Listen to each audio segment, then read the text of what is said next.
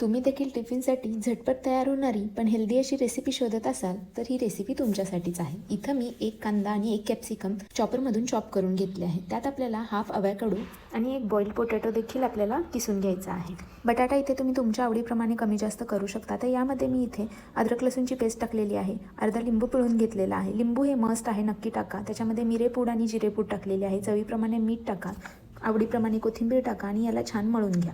मळायच्या आधी याच्यामध्ये मी इथे 2 ब्रेड असे पाण्यात भिजवून त्यातलं पाणी सगळं पिळून घेऊन मिक्स केले होते। याच्याने छान बाइंडिंग येते आणि चव देखील छान लागते। तर इथे आपल्याला हव्या त्या शेपचे आपण नगेट्स तयार करून घेऊया आणि याला मी एअर फ्राय केले आहे, तर तुम्ही याला शॅलो फ्राय किंवा डीप फ्राय करू शकता। अवोकॅडोमधून आपल्याला हेल्दी फॅट्स मिळतात जे मुलांच्या योग्य वाढीसाठी आवश्यक असतात। त्यामुळे तुम्ही देखील असे नगेट्स नक्की ट्राय करून बघा। बनवायला अगदी सोपे आणि 10 ते 15 मिनिटात तयार होतात। आरुषला मी हे सॉससोबत खायला दिले होते।